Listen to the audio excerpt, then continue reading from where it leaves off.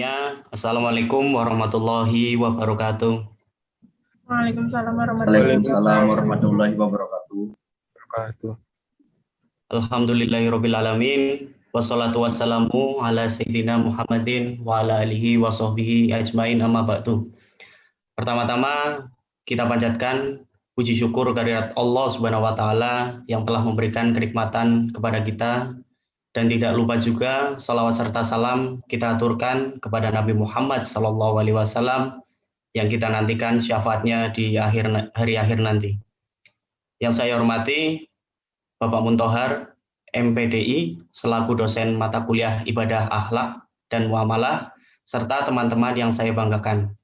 Di sini kami dari kelompok 8 akan mempresentasikan tugas yang menjelaskan tentang materi akhlak dalam keluarga. Ya, sebelum kita memulainya, saya selaku moderator akan memperkenalkan anggota kelompok 8.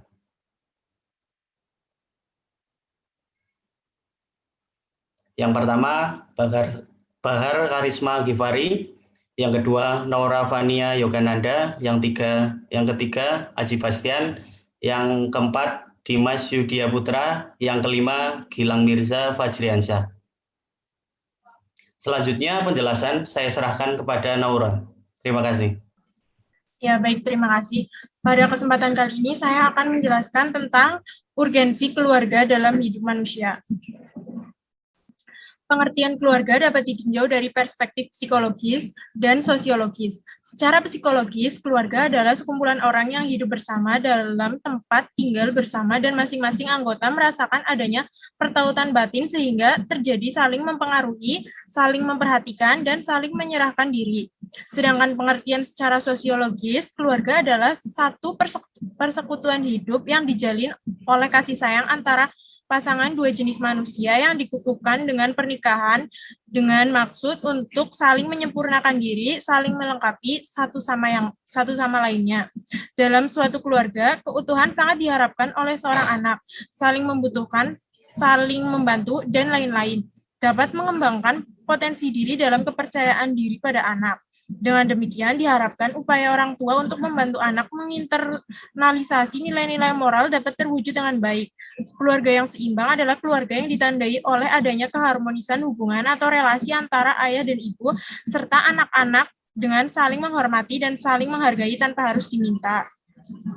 Pada saat ini, orang tua berperilaku proaktif dan sebagai pengawas tertinggi yang lebih menekankan pada tugas dan saling menyadari perasaan satu sama lainnya. Lingkungan keluarga sangat menentukan berhasil atau tidaknya proses pendidikan, sebab disinilah anak pertama kali menerima sejumlah nilai pendidikan. Nilai moral yang ditanamkan sebagai landasan utama bagi anak pertama kalinya diterima dari orang tua. Dan juga tidak kalah pentingnya komunikasi dialogis sangat diperlukan untuk anak untuk memahami berbagai persoalan-persoalan yang tentunya dalam tingkatan rasional yang dapat melahirkan kesadaran diri untuk senantiasa berperilaku taat terhadap nilai moral dan agama yang sudah digariskan. Sentralisasi nilai-nilai agama dalam proses internalisasi pendidikan agama pada anak mutlak dijadikan sebagai sumber pertama dan sandaran utama dalam mengartikulasikan nilai-nilai moral agama yang dijabarkan dalam kehidupan kesehariannya. Yang kedua, akhlak suami istri.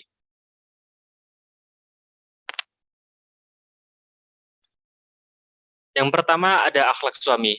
Pertama, seorang suami wajib memperlakukan istri dengan hormat, kasih sayang, dan lemah lembut. Dalam Quran surah An-Nisa, Allah berfirman, dan bergaulah dengan mereka, para istri secara patut. Kemudian bila kamu tidak menyukai mereka, maka bersabarlah, karena mungkin kamu tidak menyukai sesuatu, padahal Allah menjadikan padanya kebaikan yang banyak. Kedua, sebagai seorang kepala keluarga, suami dianjurkan untuk memperlakukan istri dan anak-anaknya dengan kasih sayang dan menjauhkan diri dari sikap kasar. Rasulullah Shallallahu Alaihi Wasallam bersabda, seperti diriwayatkan oleh Ibnu Majah, sebaik-baik kalian adalah yang paling baik kepada keluarganya, dan aku adalah orang yang paling baik perlakuannya kepada keluargaku. Akhlak suami yang kedua, sebagai seorang kepala keluarga, suami dianjurkan untuk memperlakukan istri dan anak-anaknya dengan kasih sayang, dan menjauhkan diri dari sikap kasar. Ketiga, seorang suami harus memiliki kesabaran agar ia bisa berpikir jernih dalam menghadapi keadaan yang kurang mengenakan. Seorang suami adalah cerminan bagi keluarganya. Dengan bersikap demikian, suami dapat memberikan contoh yang baik. Keempat, seorang suami hendaknya dapat mencairkan suasana. Adanya canda dan tawa dalam kehidupan berumah tangga lazim selalu dilakukan. Yang kedua, akhlak istri. Akhlak istri yang pertama, istri wajib berbakti, taat, dan mendahulukan hak suami sepanjang suami tidak melanggar perintah Allah. Kedua, istri hendaknya bersikap lemah lembut kepada anggota keluarga karena istri merupakan salah satu contoh bagi anak-anak dan anggota keluarga yang lain. Ketiga, memiliki sifat qanaah atau tidak menuntut hal-hal yang dinilai berlebihan atau di luar kemampuan keluarga. Alangkah baiknya apabila kita bersyukur atas pemberian Allah. Keempat, memuliakan keluarga. Keluarga adalah orang-orang terdekat, baik dari segi mental dan fisik. Maka dari itu, sudah sepantasnya kita menjaga nama baik keluarga. Kelima, amanah terhadap keluarga. Oke, selanjutnya akhlak orang tua terhadap anak.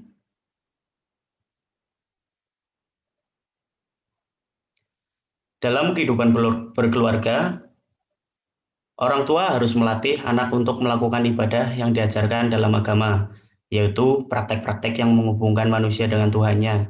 Di samping praktek ibadah, anak harus dibiasakan berperilaku sopan, baik di dalam keluarga maupun kepada orang lain, sesuai dengan ajaran akidah atau akhlak yang diajarkan dalam agama Islam. Keluarga merupakan unit sosial terkecil yang memberikan fondasi primer bagi perkembangan bagi tingkah laku anak. Maka baik buruknya keluarga ini memberikan dampak positif atau negatif pada diri anak menuju kepada tingkah laku yang baik. Demikianlah peran orang tua sangat penting dan menentukan karena sebagai pemegang kunci utama bagi perkembangan anak selanjutnya dan merupakan kesalahan besar apabila orang tua tidak memanfaatkan perannya dalam mendidik dan membina anak-anaknya sebagai tanggung jawabnya, terutama dalam hal pembinaan akhlak. Orang tua juga sesungguhnya tidak bebas berbuat apa saja kepada anak-anaknya. Ada adab atau etika tertentu yang harus diperhatikan para orang tua sehubungan adanya kewajiban anak-anak berbakti kepada mereka. Menurut Imam Al-Ghazali, sebagaimana disebutkan dalam kitabnya yang berjudul Al-Adab Fiddin, Kairo Al-Maktabah atau Fikiyah di halaman 444, setidaknya ada 5 adab orang tua terhadap anaknya yang diartikan sebagai berikut.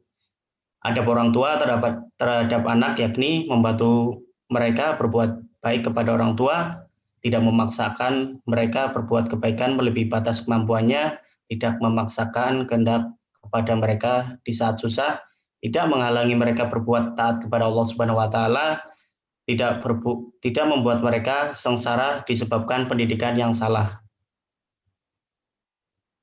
Dari kutipan di atas dapat diuraikan kelima adab orang tua kepada anak sebagai berikut. 1. Membantu anak-anak bersikap baik kepadanya, tidak memaksa anak-anak berbuat baik melebihi batas kemampuannya, tidak memaksa anak-anak saat kesusahan, tidak menghalangi anak-anak untuk berbuat taat kepada Allah, tidak membuat anak-anak sengsara disebabkan oleh pendidikan yang salah.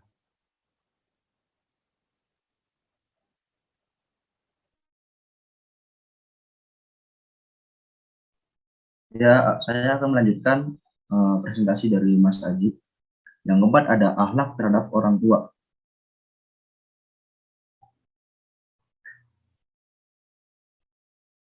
Sebagai seorang muslim yang baik, hendaknya kita selalu berbakti kepada orang tua, melakukan apa yang telah diperintahkan oleh orang tua, dan pantang untuk membangkang terhadap orang tua.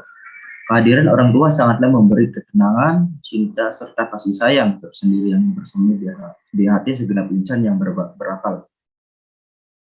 Pengertian akhlak dan kedua orang tua dapat dikatakan bahwa akhlak kepada kedua orang tua adalah jiwa manusia yang menimbulkan perbuatan baik karena kebiasaan tanpa pemikiran dan pertimbangan sehingga menjadi kepribadian yang sangat di dalam jiwa seseorang untuk selalu berbuat baik kepada orang yang telah mengasuhnya, mulai dari dalam kandungan maupun setelah dewasa. Berbuat baik kepada orang tua lebih dikenal dengan istilah birrul walidain, artinya menunaikan hak orang tua dan kewajiban terhadap mereka berdua, tetap menaati keduanya, melakukan hal-hal yang membuat mereka senang dan menjauhi perbuatan buruk terhadap mereka. Akhlak anak terhadap orang tua dijelaskan dalam Quran surat Al-Asyirah 23-24 yang berarti, dan Tuhanmu telah memerintahkan supaya kamu jangan menyembah selain Dia, dan hendaklah kamu berbuat baik kepada ibu bapakmu dengan sebaik-baiknya. Jika salah seorang di antara keduanya atau kedua-duanya sampai berumur lanjut dalam pemeliharaanmu, maka sekali-kali janganlah kamu mengatakan kepada keduanya perkataan dan janganlah kamu membentak mereka dan ucapkanlah kepada mereka perkataan yang mulia, dan rendahkanlah dirimu terhadap mereka berdua dengan penuh kasih sayang. Dan ucapkanlah, wahai Tuhanku, kasihilah mereka keduanya, sebagaimana mereka berdua telah mendidik aku waktu kecil.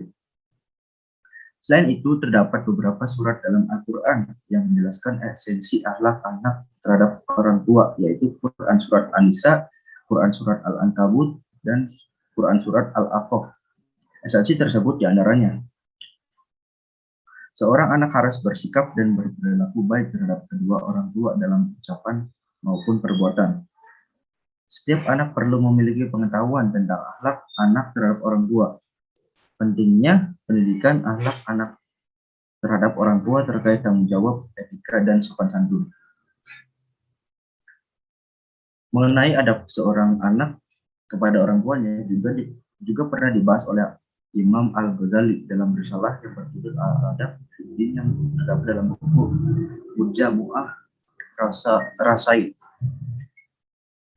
Dalam tulisan tersebut disebutkan beberapa adab seorang anak kepada orang tua yang perlu diperhatikan, yaitu yang pertama mendengarkan kata orang tua, yang kedua berdiri ketika orang tua berdiri, yang ketiga mematuhi perintah orang tua, yang keempat memenuhi panggilan orang tua, yang kelima merendah dengan penuh kasih sayang dan tidak menyusahkan, yang keenam tidak mudah merasa capek dalam berbuat baik kepada orang tua, yang ketujuh tidak memandang dengan rasa curiga.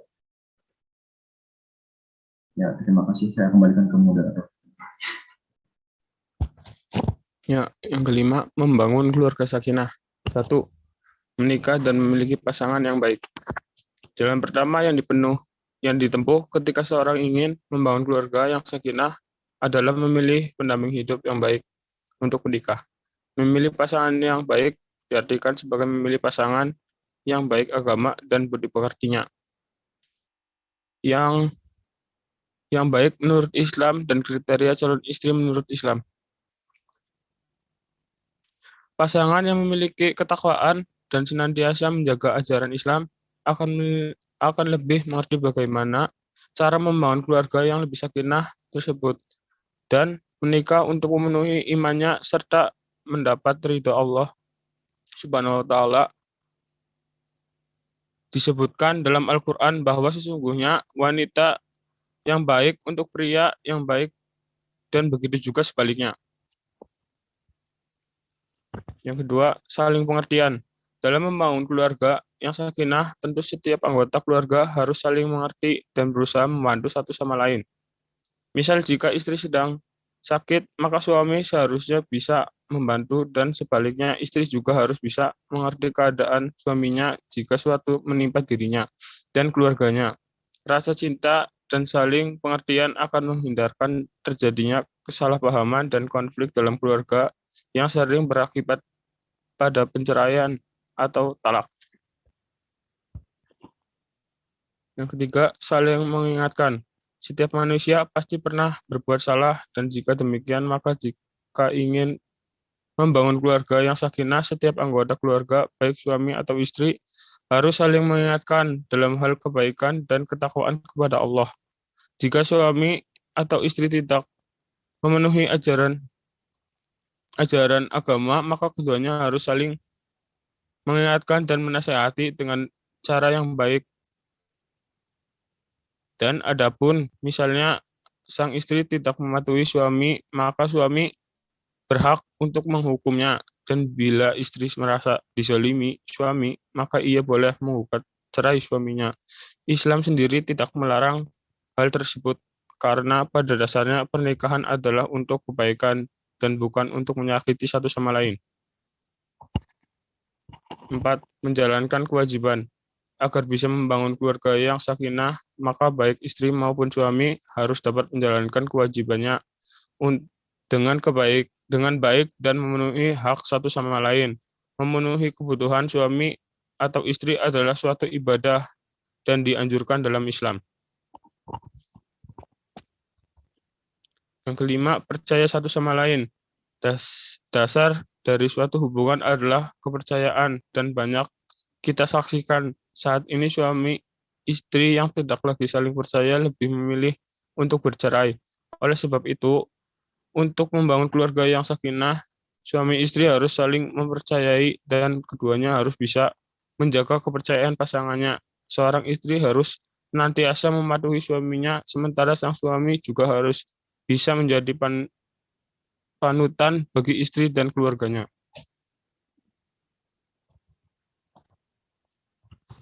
Larangan kekerasan dalam rumah tangga.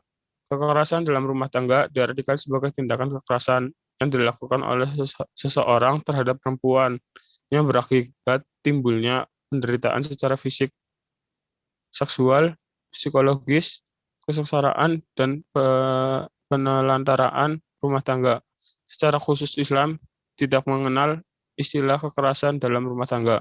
Namun, bagaimana jika kekerasan itu dilakukan dalam rangka untuk mendidik atau memberikan pengajaran sebagaimana yang diberikan oleh ajaran Islam dan dilindungi peraturan perundang-undangan, seperti suami dibolehkan memukul istri mereka yang nusyus.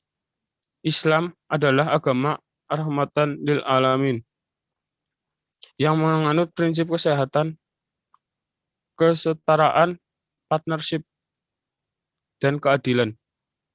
Tujuan perkawinan adalah tercapainya keluarga yang sakinah, mawaddah, dan warahmah. Oleh karena itu, segala perbuatan yang mengakibatkan timbulnya mafsadat yang terdapat dalam kekerasan rumah tangga dapat dikategorikan kepada perbuatan melawan hukum. Secara Islam mengajarkan pendidikan dengan moral dan etika dan dibenarkan oleh syar'i. Secara khusus Islam tidak mengenal istilah kekerasan dalam rumah tangga. Oleh karena itu, segala perbuatan yang mengakibatkan timbulnya mafsadat yang terdapat dalam kekerasan dalam rumah tangga dapat dikategorikan kepada perbuatan melawan hukum.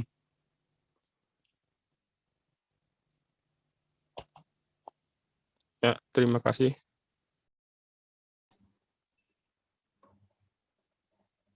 Terima kasih untuk Mas Gilang. Alhamdulillahirrahmanirrahim. Mungkin itu saja yang bisa kami sampaikan dari kelompok 8. Apabila ada kesalahan, perkataan atau yang lainnya mohon dimaafkan. Sekian, billahi wal taufiq hidayah. Wassalamualaikum warahmatullahi wabarakatuh.